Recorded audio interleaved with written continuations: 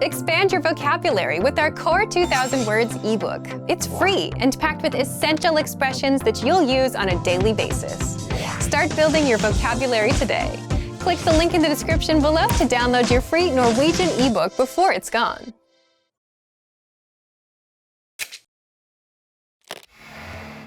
Hi everyone, I'm Gabriella.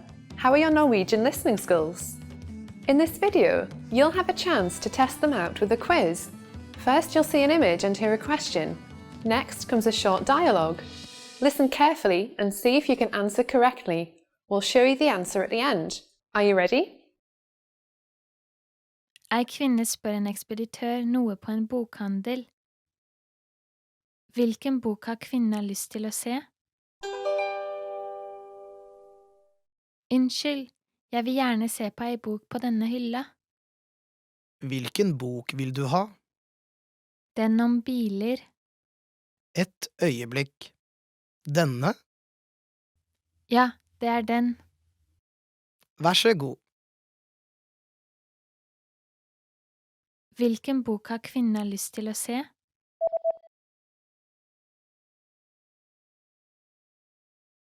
Ei kvinne spør en ekspeditør noe på en bokhandel. Hvilken bok har kvinnen lyst til å se? Unnskyld, jeg vil gjerne se på ei bok på denne hylla. Hvilken bok vil du ha? Den om biler. Et øyeblikk. Denne? Ja, det er den. Vær så god. Did you get it right? I hope you learned something from this quiz. Let us know if you have any questions. See you next time.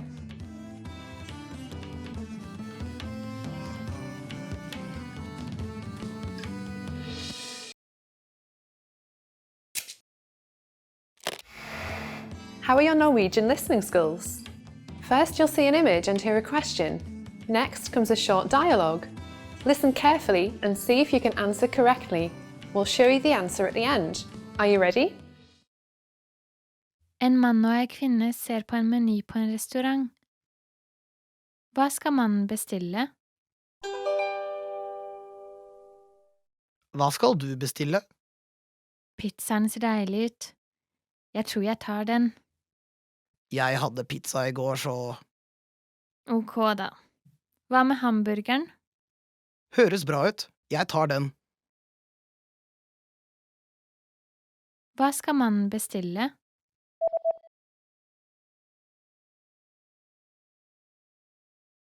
En mann og ei kvinne ser på en meny på en restaurant. Hva skal mannen bestille? Hva skal du bestille? Pizzaen ser deilig ut. Jeg tror jeg tar den. Jeg hadde pizza i går, så… Ok da. Hva med hamburgeren? Høres bra ut. Jeg tar den. Did you get it right? I hope you learned something from this quiz. Let us know if you have any questions. See you next time.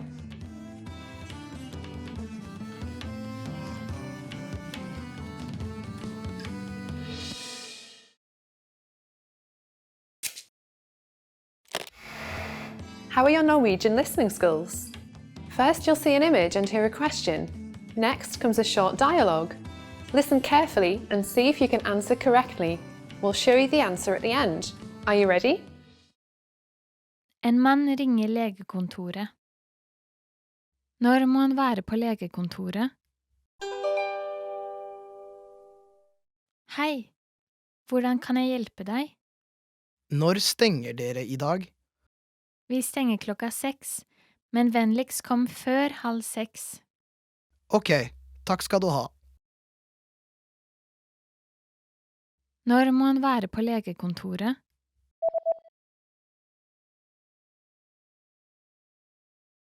En mann ringer legekontoret.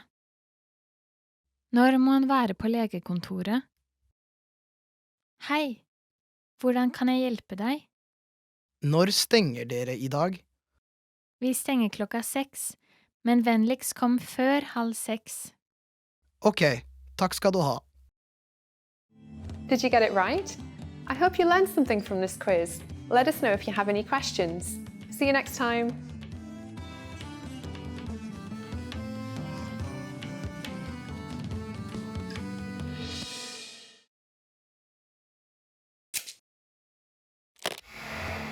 How are your Norwegian listening skills? First, you'll see an image and hear a question. Next comes a short dialogue. Listen carefully and see if you can answer correctly. We'll show you the answer at the end. Are you ready? En gutt leser fra dagboka si.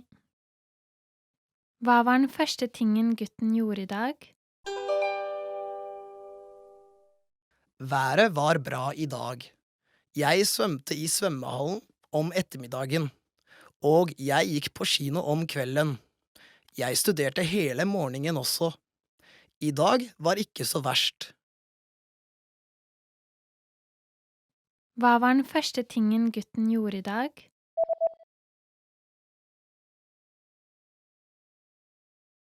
En gutt leser fra dagboka si. Hva var den første tingen gutten gjorde I dag? Været var bra I dag. Jeg svømte I svømmehallen om ettermiddagen, og jeg gikk på kino om kvelden. Jeg studerte hele morgenen også. I dag var ikke så verst. Did you get it right? I hope you learned something from this quiz. Let us know if you have any questions. See you next time.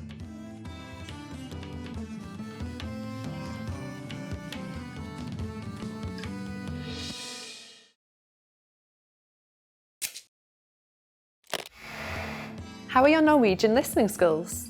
First, you'll see an image and hear a question. Next comes a short dialogue. Listen carefully and see if you can answer correctly. We'll show you the answer at the end. Are you ready? Ei kvinne og en mann ser på et bilde. Hvilket bilde ser de på? Dette et bilde av fotballaget sønnen din på, ikke sant? Hvem sønnen din? Han her. Å, han den høyeste. Jepp, han til og med høyere enn meg.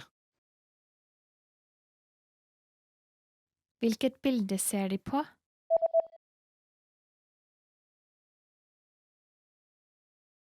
Ei kvinne og en mann ser på et bilde.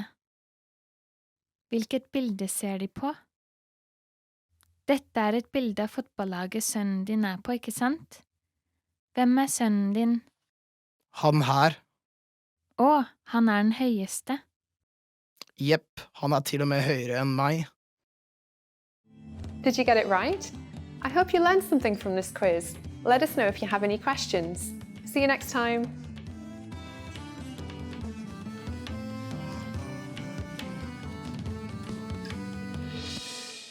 Hello and welcome back to Top Norwegian Words. Today we're looking at 10 questions you should know in Norwegian. So let's get started. Hva heter du? What's your name? Hva heter du? What's your name? Jeg heter Annette.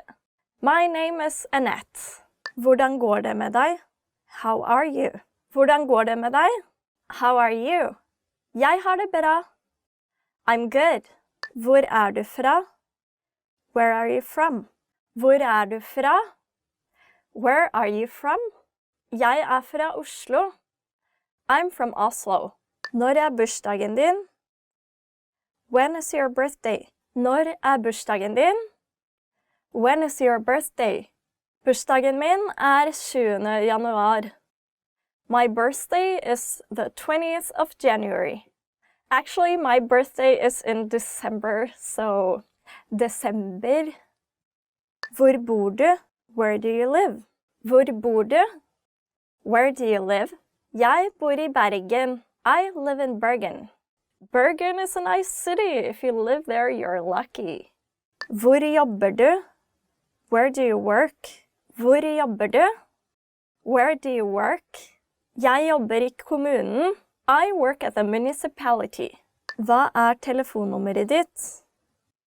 What's your phone number? Hva telefonnummeret ditt? What's your phone number? Mitt telefonnummer 90 45 40 50. My telephone number is 90 45 40 50. No, of course, I'm just kidding. I'm not gonna give out my number. Hvor lærte du norsk? Where did you learn Norwegian? Hvor lærte du norsk? Where did you learn Norwegian? Jeg lærte norsk gjennom en nettside.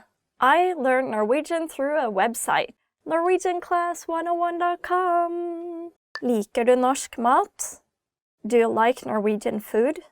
Liker du norsk mat? Do you like Norwegian food? Ja, jeg elsker norsk mat. Yes, I love Norwegian food, especially salmon. Salmon is delicious. Har du vært I Norge? Have you been to Norway? Har du vært I Norge? Have you been to Norway? Ja, jeg har vært I Norge 3 ganger. I have been to Norway 3 times. Okay guys, that's all for now. Thank you for watching. If you have any questions, please let us know in the comment section below. Also, go to norwegianclass101.com for more info and don't forget to like and subscribe. Thank you and see you again. Bye bye. Ha det bra.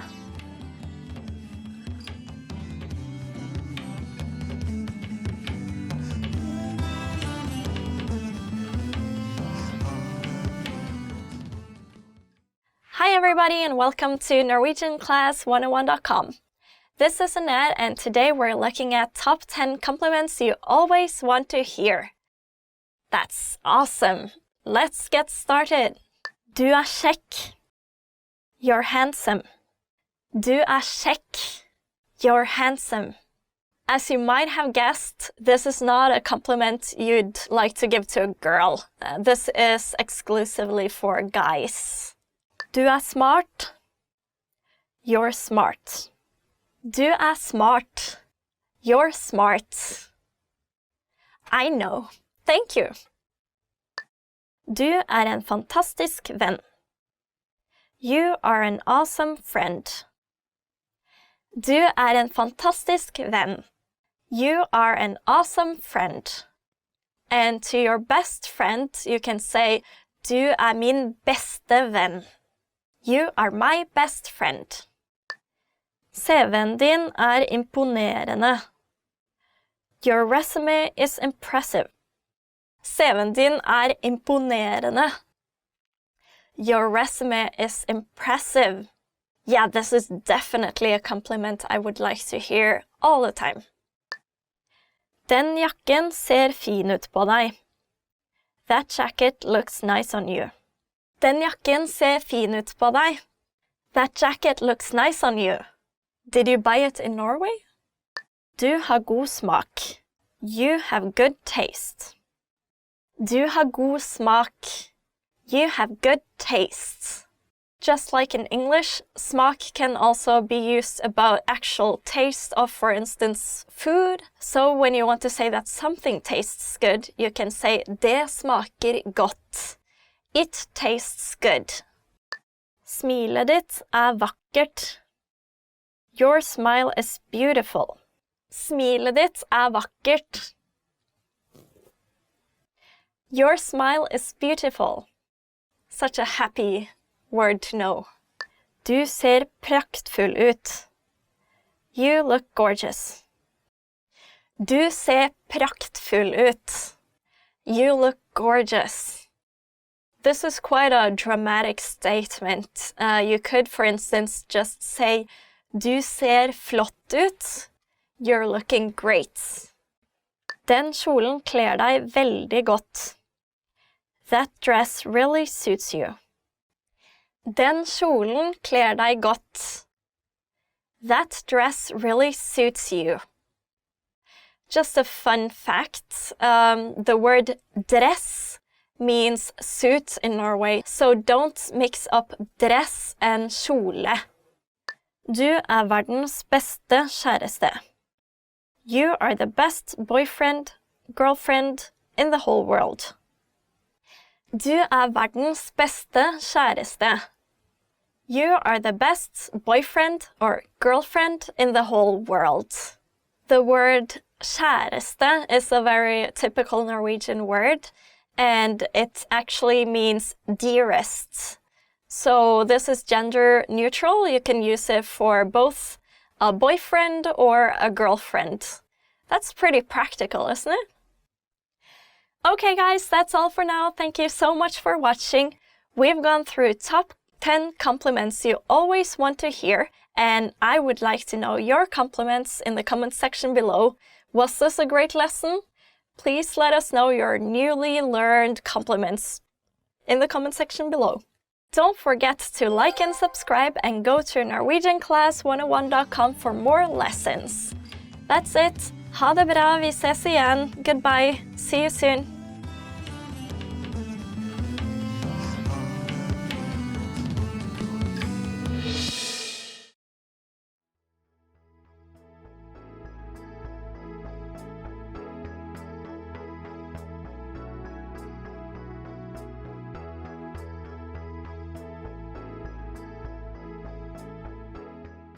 Expand your vocabulary with our Core 2000 Words ebook. It's free and packed with essential expressions that you'll use on a daily basis.